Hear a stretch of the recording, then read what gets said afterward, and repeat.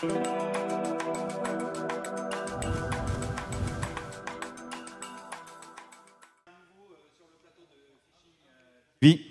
À nouveau sur le plateau de Fishing TV, donc pour recevoir maintenant un des partenaires principaux, Guillaume Martineau et Marco Rubio pour Navicom, avec les échosondeurs Humminbird. Ah, qu'est-ce qu'il y a, Charlie? Charlie, attendez, excusez-nous, Charlie arrive à travers les gens. Approche, Charlie, là, c'est quoi l'histoire là? L'histoire est simple. J'ai Didier Courtois qui vient de m'envoyer 2 MMS. Qui sont en pêche actuellement dans le cadre du tournoi pro amateur.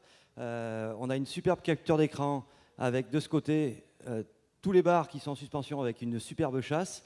Et dans la foulée, Didier nous envoie une petite photo avec déjà 3 bars dans le vivier. Voilà, ça c'est les infos en direct grâce aux moyens techniques de Pixel et au Grand Power Fishing. Eh bien bravo, hein, bravo, c'est super. Moi ça me fout un peu les crocs de ne pas être sur l'eau aujourd'hui, croyez-moi, hein, mais bon, je me rattraperai. Donc, passons. Merci pour cette info en direct, Charlie. Merci, bravo, bravo.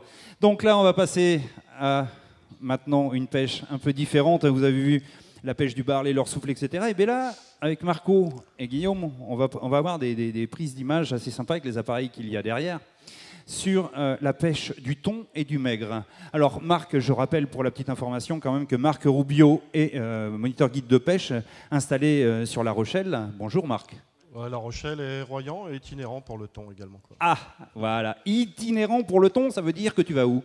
Dans le sud-ouest, au Pays Basque, et en Méditerranée, au Cap d'Agde et Martigues. Ah, il a la bonne tête du Pays Basque aussi, le bon garçon. Je trouve que tu as une très bonne tête, Marco, c'est sympa. Que j'ai eu en formation également, mais bon, pour d'autres raisons aussi.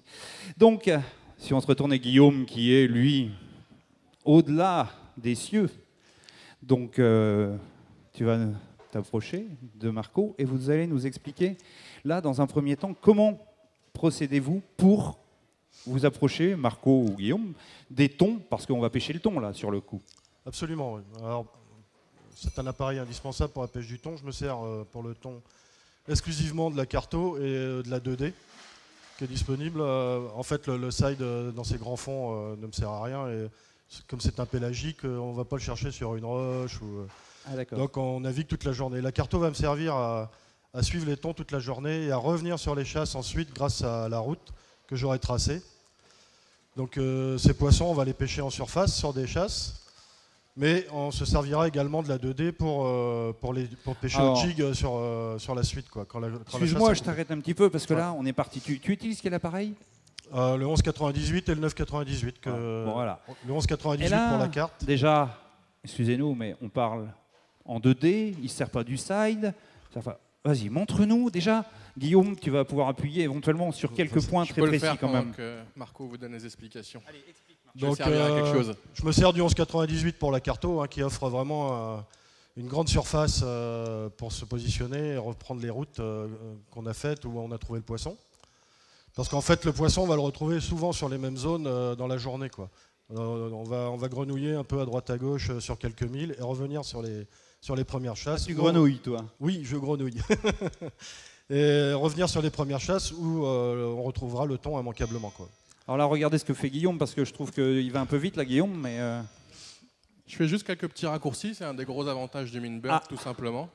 C'est de pouvoir programmer les 3 premières vues, donc avec les petits boutons qu'on va avoir ici, et après de revenir facilement. Donc ce que disait Marco, c'est qu'il utilise souvent la cartographie. Donc j'ai mes 3 boutons, je vais re-switcher tout simplement ici, et j'arrive tout de suite sur ma cartographie. Je veux repasser en mode 2D, tout simplement, je rappuie ici. Voilà le 2D. Là, j'ai la vue. Donc le 2D, ce qu'on appelle, c'est le sondeur classique, voilà. Tout le monde connaît. Avec la sonde à l'arrière, tout simplement, on vient sonder à l'arrière du bateau avec un cône qui va changer suivant la profondeur et qui va nous traduire les obstacles par un retour d'écho qu'on a affiché à l'écran. L'utilisation du sondeur est très importante pour le thon parce qu'en fait, le thon va, quand on va couper la chasse, il va sonder et on va savoir à quelle profondeur le pêcher au jig. Alors, c'est important, mais quand tu vas pêcher le thon, tu démarres... Tu pars pas au hasard. Moi, j'ai envie de pêcher le thon. J'ai jamais pêché le thon. On me met un appareil à bord du bateau. J'ai une zone, j'ai une cartographie. Il faut étudier quand même un peu ta carto, quand même, parce que c'est souvent sur des accords, même profonds, des accords à 200 mètres, suffisent à maintenir du poisson en surface. 200 mètres? Oui, 200 mètres, 150 Et mètres. nos appareils permettent d'aller effectivement... En fait, c'est l'étude de la carto. Après, le sondeur me sert, lui, uniquement à savoir à quelle hauteur d'eau se trouve le poisson pour amener mon jig dans la mate, quoi. D'accord, d'accord. Alors, forcément, quand l'appareil est là, tu as réalisé tout à l'heure, hein, Guillaume, des raccourcis. Quelles sont les principales images que tu vas mettre en raccourci lorsque tu vas pêcher le thon? Exactement celle que vient de mettre Guillaume, c'est-à-dire la carto en 1 et en 2 la 2D. Ensuite, pour d'autres pêches, comme on va aborder tout à l'heure pour le maigre, je rajoute le side qui m'est indispensable. Ah, pour une... Là, d'accord. Donc là, tu as un appareil complet pour ton Là, équipement. en fait, j'ai un deuxième appareil que je couple, qui est couplé 11,98 et qui me permet de travailler au side sur ma dérive et d'améliorer à chaque fois ma dérive et de trouver le poisson. Alors ça, c'est important, chers auditeurs. Vous avez entendu? Il couple son sondeur 2D au side de l'autre côté.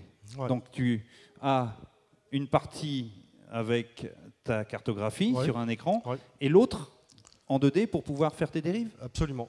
J'ai ma 2D pour avoir une détection sous le bateau et le side également qui me permet à chaque fois de trouver des roches à proximité ou un banc de poissons pas très loin de ma dérive et de me recaler dans ma dérive pour retaper ce poisson. Alors ça, c'est important, que ce soit pour les auditeurs ou là, justement, les visiteurs du Grand Pavois, parce que j'entends justement, ah dis donc, à quel prix ça emmène? Mais non, mais c'est pas une histoire simplement que de prix.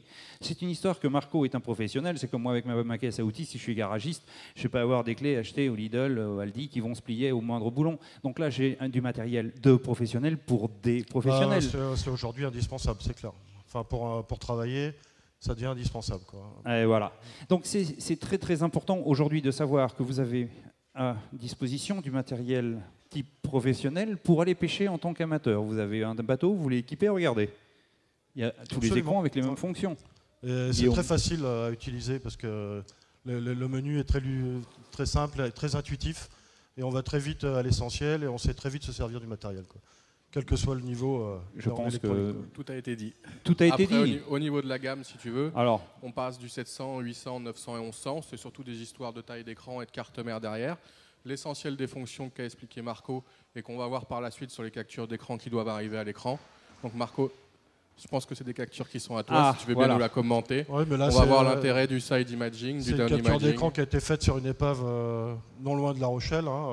C'est la Marianne, la Marianne, pour ne pas la citer. C'est une capture d'écran que j'ai réalisée dans des conditions un peu difficiles malgré tout, parce qu'il y avait du clapot, un peu de vent, et on voit quand même que l'image n'est pas si mauvaise, malgré le fait que l'eau soit sale à cet endroit. Je vais juste demander si Christophe il peut revenir en arrière, ça m'arrangerait. Merci Christophe. Le bateau est où, Marco, là? On voit bien la proue du bateau là, qui sort.